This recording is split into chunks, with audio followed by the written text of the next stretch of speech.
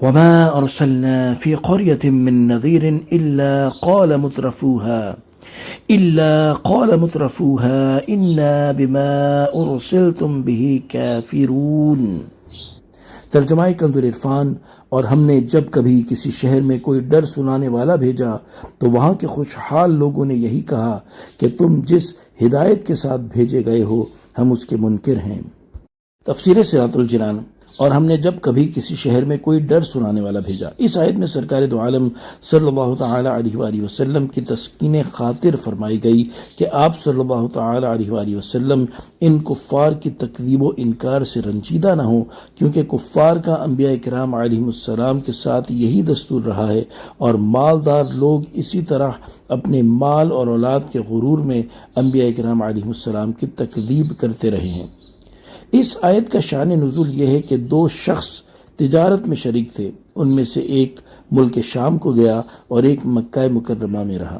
جب نبی کریم صلی اللہ تعالی علیہ وآلہ وسلم نے اعلان نبوت فرمایا اور اس نے ملک شام میں حضور پر نور صلی اللہ تعالی علیہ وآلہ وسلم کی خبر سنی تو اپنے شریک کو خط لکھا اور اس سے حضور اقدس صلی اللہ تعالی علیہ وآلہ وسلم کا تفصیلی حال دریافت کیا۔ اس شریک نے جواب میں لکھا کہ محمد مصطفیٰ صلی اللہ تعالی علیہ وآلہ وسلم نے اپنی نبوت کا اعلان تو کیا ہے، لیکن چھوٹے درجے کے حقیر و غریب لوگوں کے علاوہ اور کسی نے ان کی پیروی نہیں کی۔ جب یہ خط اس کے پاس پہنچا تو وہ اپنے تجارتی کام چھوڑ کر مکہ مکرمہ آیا اور آتے ہی اپنے شریک سے کہا کہ مجھے سید عالم محمد مصطفیٰ صلی اللہ تعالی علیہ وآلہ وسلم کا پتہ بتاؤ۔ پتہ معلوم کر کے وہ شخص حضور انور صلی اللہ تعالی علیہ وآلہ وسلم کی خدمت میں حاضر ہوا اور عرض کی، آپ صلی اللہ تعالی علیہ وآلہ وسلم دنیا کو کیا دعوت دیتے ہیں اور ہم سے کیا چاہتے ہیں؟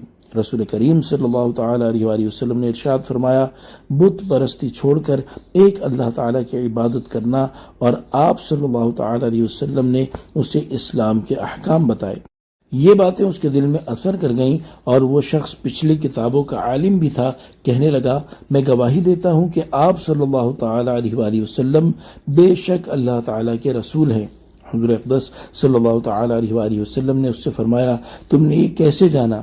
اس نے کہا کہ جب کبھی کوئی نبی بھیجا گیا پہلے چھوٹے درجے کے غریب لوگ ہی اس کے تابع ہوئے، یہ سنت الہیہ ہمیشہ ہی جاری رہی ہے، اس پر یہ آیت کریمہ نازل ہوئی۔ اس آیت سے معلوم ہوا کہ اکثر مالدار ہی انبیاء کرام علیہ السلام کی مخالفت کرتے ہیں اور غریب لوگ ان کی پیروی کرتے ہیں۔ یہ قانون قیامت تک رہے گا کہ اکثر سردار اور مالدار گناہوں میں پیش جبکہ غریب لوگ نیکیوں میں آگے ہوں گے۔ آج بھی ہمارے معاشرے میں اس کی مثالیں دیکھی جا رہی ہیں۔ وَقَالُوا نَحْنُ أَكْثَرُ أَمْوَالًا وَأَوْلَادًا وَمَا نَحْنُ بِمُعَذَّبِينَ، اور انہوں نے کہا ہم مال اور اولاد میں بڑھ کر ہیں اور ہمیں عذاب نہیں دیا جائے گا۔ تفسیر صراط الجنان۔ یہاں مالدار کفار کے ایک باطل گمان کو بیان کیا گیا کہ انہوں نے کہا ہمارے اعمال اور افعال اللہ تعالیٰ کو پسند ہیں، کیونکہ اگر وہ ہمارے اعمال سے راضی نہ ہوتا تو دنیا میں ہمیں اتنا مال اور اولاد عطا نہ کرتا، اور جب ایسا ہے تو آخرت میں ہمیں عذاب بھی نہیں ہوگا، کیونکہ دنیا میں ہمیں عزت و اکرام سے نوازا گیا، تو اگر بالفرض قیامت واقع بھی ہوئی تو ہمیں وہاں بھی رسوا نہ کیا جائے گا۔ اللہ تعالیٰ نے ان کے اس خیال باطل کا ابطال فرما دیا کہ آخرت کے ثواب کو دنیا کی معیشت پر قیاس کرنا غلط ہے۔ صلو علی الحبیب صلی اللہ تعالی علی محمد صلی اللہ تعالی علیہ وآلہ وسلم۔